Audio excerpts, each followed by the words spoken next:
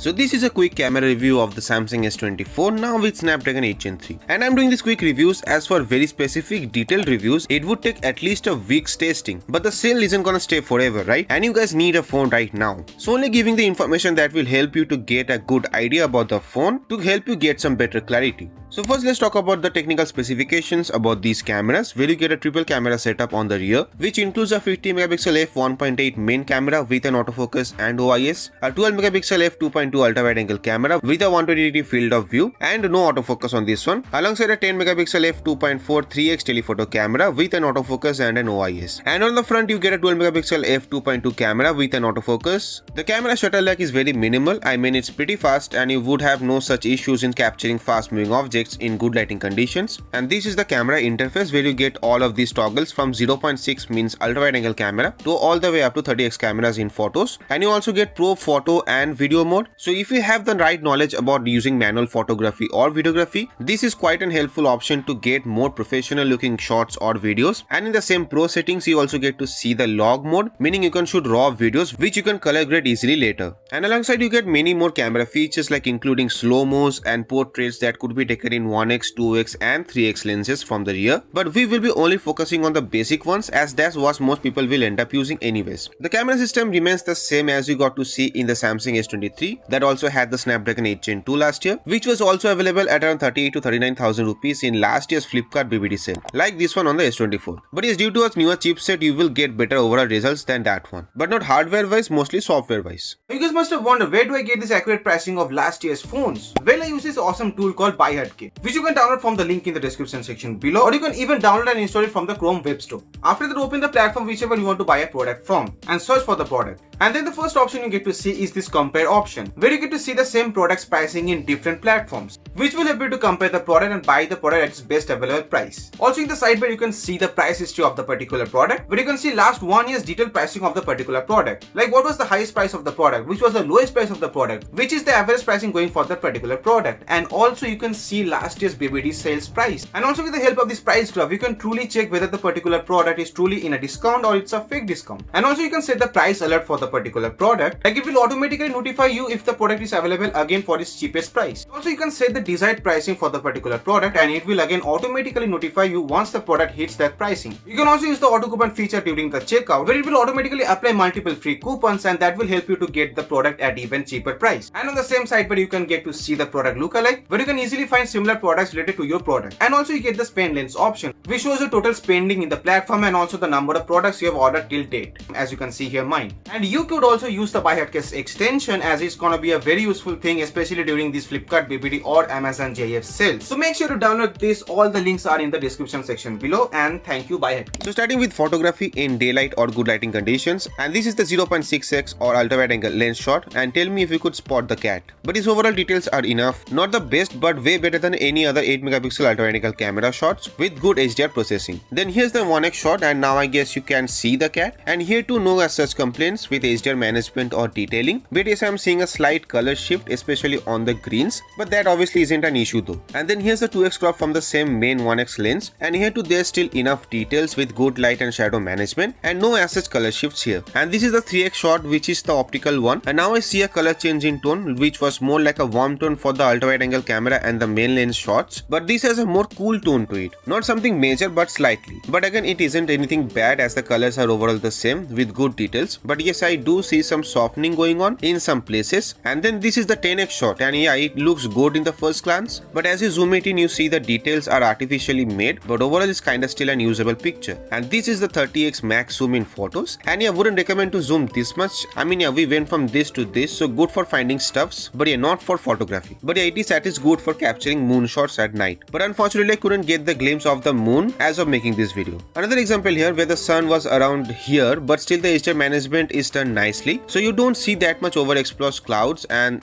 this is the ultra wide angle shot, and this is the shot from the main 1x lens, and everything looks good, but yes, lens flare could be seen as the sun was like around directly above my head. And this is the 2x shot, again no complaints with details or colors. Yes, Samsung phones usually take slightly vivid colors, but those are mainly eye pleasing rather than a color vomit like in some phones. Then this is the 3x lens, again good details, you can see that kite clearly, so that's a good sign of its details management, but there is that warm to cool tone shift again. And during the daylight testing of about 15 to 16 minutes in this hot weather, the phone did get warm and I was constantly testing this with auto brightness on and it was slightly getting uncomfortable. But yeah, it didn't drop brightness quickly. It was easily visible even under direct sunlight and the camera app didn't stutter even for once. So that's a good sign. But yeah, using a case is recommended to avoid getting that heat into your hands directly from the phone, and the battery percentage dropped to around 6% within the testing time. Now in the selfies, I'm not gonna waste your time. It's good in good lighting conditions, and in these photos I deliberately stood against the sun and yeah, it got my face right. I mean, the highlight management is overall right, and as you can see, the sweat on my face tells you how hot it was outside. Yet it kinda did good with HDR, but you can clearly see the clouds getting overexposed, and this was in the 1x mode, and there is also another one in the wide mode, and this is that photo. See that kid in the 1x photo, and now you can see that kid in the wide photo. You can get an idea. But when I click the portrait shot, the overexposure from the clouds mostly vanished. But also, why didn't it process the same way in the normal photos too? And it saw that the portraits had a slight warm tone as compared to the normal shots, and the details are mostly reserved in selfies in good lights with proper edge detection. But I felt the blur could have been a little more subtle and realistic, but again, I'm not complaining here. Now in video you can shoot in 8K 30fps from the main camera, and yeah, light and shadows are nicely managed with good color reproduction. But yes, while panning I did notice it wasn't as smooth of a pan that I would like to see, but it's in 8K, so can't complain much. All of the lenses can also shoot in 4K 30fps with camera switching. As you can see, this is from the main 1x lens, and I'm working in a medium pace and switched it to the ultra wide angle camera, and then back again to the 1x lens, and then the 2x here, and then to the 3x. Now here I saw exposure and color tone shift even though it was sort of in a harsh situation, and then directly to 12x at max, and this is the 10x shot, and it was struggling to find a focus in these zoom ranges with details lacking. And also you could shift to the front camera, and I deliberately faced against the sun to give you an idea, and yes, it did manage to keep my face in check along with the background even though the clouds again looked overexposed. But overall the footage was again detailed with good HDR and stabilization. So overall I had no issues with stabilization or HDR management, highlight management or anything. You could also shoot in 4K 60fps from the front and the main camera, so you could switch between the front and main only. And yes, the smoothness or highlight management or stabilization all works good, but not recommended to shoot in 60fps where there is very minimal light. But videography in general is very good for the price. Now in low light, since it's festive season, this is the right time I felt to test low light shots. So this is the ultra wide angle shot, and yeah, I quickly noticed it was now giving much smoother texture, meaning lesser details than daylight shots. I mean, the details are there but not as much as it was in the daylight shots. And yes, the noise was visible if you zoomed in, but overall it did a nice management of that. Then this is the 1x shot, and I guess now you might get it why I was saying the details were slightly lacking on the ultra wide angle camera, and the noise management is also much better on this one. And the same goes for the 3x shots as well. As you can see this region above the swan, the noise is slightly more visible if you zoomed in, but then overall the photos were good with good highlight management and the color balance. Yes, I still see a cooler tone on the 3x lens here too, and this is the 10x shot, which I would say is still usable shot, and this is the 30x max zoom. Again, for this shot it isn't looking bad, but obviously the textures and details are mostly artificially tuned up. For selfies in low lighting conditions, this is the normal 1x shot, and when comparing the same t-shirt you can see the details have been reduced a lot from the daylight shots, but overall still a pretty usable shot. Also, this is a front portrait shot with good edge detection, even though in this scenario there was only just the street lighting and some light comes from the roadside shops only. And I don't have the photos, but I saw while clicking photos or selfies with something white like white clothes or anything, it gives you that weird gloomy effect in low light, so do keep that in mind. For low light videos I thought let's use the Mela as a reference, and in ultra wide angle shot you can see the overexposed lights, but that was also right in front of us. So yeah, kind of a tricky scenario for it to manage, with noise in the sky that is visible and the details slightly missing. But switching to the 1x lens gave us a much better shot with better highlight management and details with better noise control obviously. But again I do see the lens flaring here too, and then this is the 2x zoom, which again acts very similar to the 1x, as this is the same lens being used with lens flaring again. But yeah, pretty usable footage. And then we shift to the 3x optical lens, and I guess you saw that color tone shift too, but now it's like opposite. Like the other lenses were giving you a cooler tone, but this one gave you a more warmer tone. And then I zoomed in further at 10x where the details started to fade away with a weird ghosting effect on the Ferris wheel, or Nagodolna as we say it in Bengali, with pretty evident noise in the whole shot. And also you do need to tap to focus for better result. Indoors, if there's good lighting conditions, then it won't be an issue in switching between lenses. But yes, I did notice switching from the ultra wide to 1x or 1x to 3x is a bit jittery. It could have been a little more smoother. Also in 3x you can see the contrast levels getting cranked up, but overall the footage is nice, so can't complain here much. And here I was testing the focusing distance and macro shots, and yeah, you can use the 3x lens in good lighting conditions to capture some good macro shots like this one. So yeah, you can do macro photography using the 3x lens, and couldn't find anybody to hold the camera or stay as a model to shoot human portraits, so sorry about that guys. But here's a plant portrait in difficult scenario and it did kinda good. So overall, if you need a good and balanced camera phone under 40,000 rupees, then this would be a very good pick for most people. What do you guys think? Do let me know, and watch this one for the S24's full quick review, or this one to get an idea about the gaming or heating or battery drain of the S24. Do watch this, and as always till the next one, this was Rideep. See you guys.